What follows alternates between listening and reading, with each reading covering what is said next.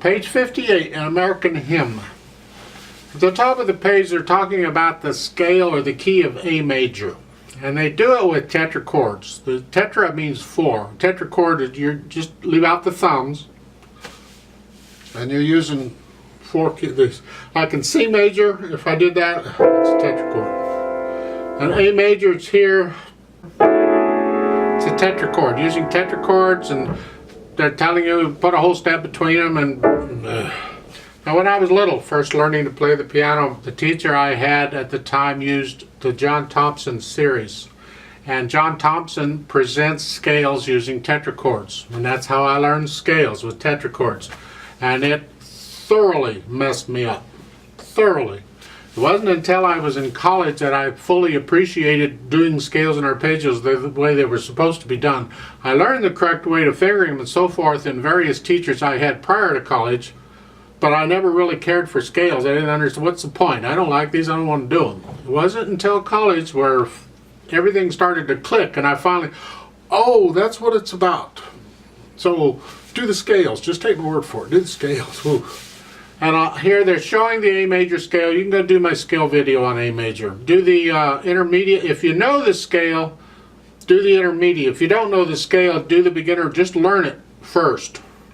And then you can go back and do the intermediate part when you go through the next time you go. Because you keep going through the scales, just one after another. So each time you loop through, you can do the, and that's A major. 3 sharps, F sharp, C sharp, and G sharp. That's fun, huh? Gonna use 3 black keys then. Well, in this American hymn thingy, 4/4 time, look at the rhythm, and hopefully the rhythm isn't getting you too bad. It's 1 E and a 2 E and a, because we got 16th notes. 1 E and a 2 E and a 1 E and a 2 E and a.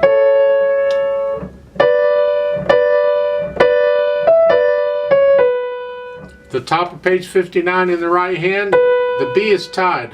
Hang on to it for the whole measure. Don't play it again, just hang on to it. When you play the E, so you got both notes down, but you just play each note one time. Going on. Now this bit, like at the beginning, this passage, this is tricky. Because trying to get the notes down at the same time, let's just do this slowly. I'm dropping my hand on these chords. And I'm coming up on the 16th note. And on the half note, I'm dropping my hand on it, so it's here, here. You may have to practice that. It's a little awkward, but you'll get it eventually. Just go real slow. The last 2 beats, that's the hard part here. And then up on the B, forget the rhythm, just get the notes. Here, then the B, then again, now the D, and I'm raising my hand when I do that. I don't know if you can see it or not, but I am. And then down on the half notes. Last measure, last 2 beats on page 58 is here. Again, down, up on the E, and then down on the here, and then up on the C sharp, and then it takes some practice to, but this is a really important skill that you develop, so this is a good piece to play for that. So then when you get that part, you can put the rhythm back in. So you take these things one at a time, or a piece at a time. If you're struggling with the notes or something like that, then forget the rhythm, just focus on the notes and the fingering, and then when you get that, you can put the rhythm back in.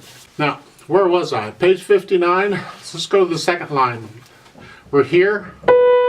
You're going to play the B with 2nd finger, and then you're going to play it with 3rd finger immediately. And now 1/5, and again 1/5, and then 1/4.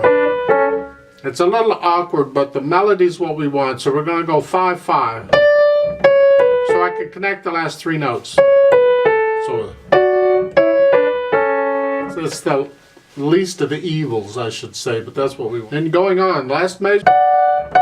Now, again, down, up, down. Don't forget the G sharp.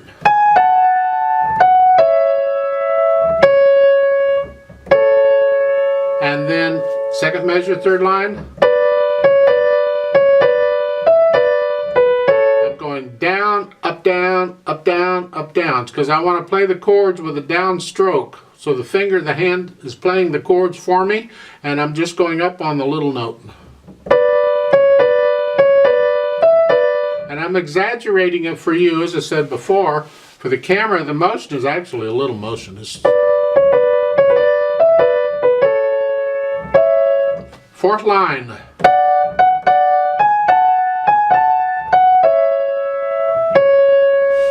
And second measure, you're going to play the quarter note C with thumb and then third finger for the eighth note. And last measure, third finger on the eighth note B. And then follow their fingering. Then the last two measures. In the right hand, I recommend a 2-5 rather than a 1-5. You do 1-5 if you want, but I'd do a 2-5. This is really an extended position. And that's the fingering for it. For those notes, so that's why I do that. In the left hand, you got the broken chords. Last measure of the page 58, watch the G sharp. Not a lot going on in the left hand, but broken chords throughout. Now, we'll talk about the pedaling. I like to adjust the pedaling a little bit so I can hear the phrasing. At the beginning, the first measure at the bottom of page 58, I'm going to push the notes down and then the pedal.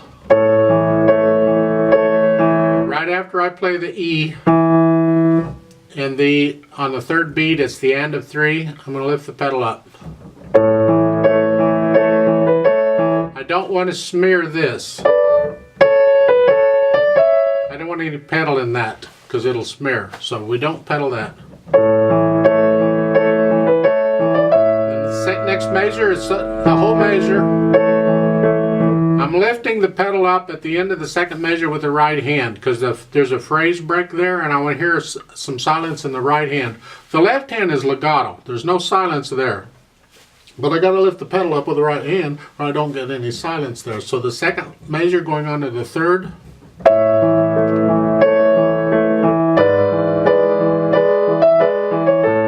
So you get, that's really the style of the pedaling throughout most of this. Difference might be over on page 59, second line, second measure. Just pedal it the way they're doing it. It's here. Make sure you lift the right hand up on the fourth beat so it's silence, but you're still legato pedaling the left hand because we want smoothness all throughout that. So it's legato pedal throughout all of that. You just got to make sure you lift the right hand up on the fourth beat.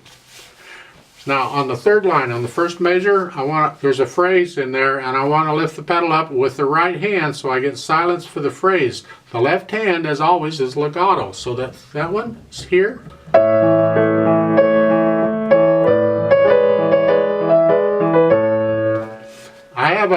I'm a little questionable on the third line, second measure. They're holding the pedal down for the first 3 beats. Yeah, my tendency is either don't pedal it on that or pedal it with each beat, every 2/8 notes.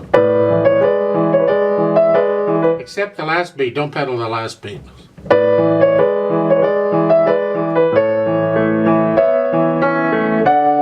And again, at the end of the third line, it's the end of a phrase, I'm going to lift the pedal up with the right hand. The left hand is legato, but I can lift the pedal up with the right hand so I get a break in the sound. So starting with the last measure of the third line, it's here. Now in the fourth line down, first measure, I would pedal it 2 beats here. And then here, or don't pedal it at all for the last 2 beats. It's up to you. Experiment and see what kind of sound you like. You don't want to mush it up too much. Then the fourth line, second measure, again, it's the end of a phrase. I want to lift the pedal up with the right hand so I hear a break in the sound. And the last line is legato pedaling. Watch out in the left hand, the end of the fourth line there on page 59. It's the fourth finger on that B. So you're here. Now you go to here because you got to go to here. You're just setting yourself up for it.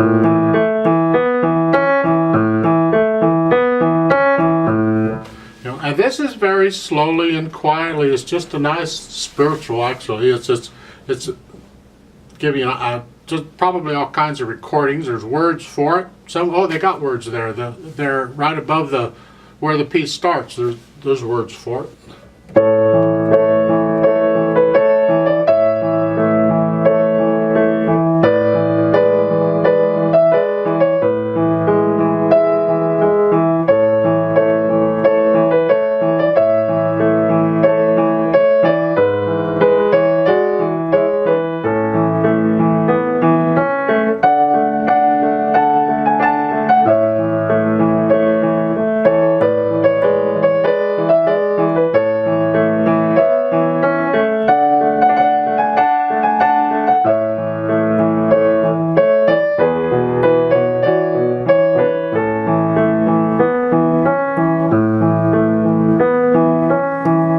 Slow down, die away. At the very end, I lift the pedal up with the hands. No, actually, this is a soft piece, so I'm going to lift the hands up. I'm going to let the keys up. I'm going to leave the hands down.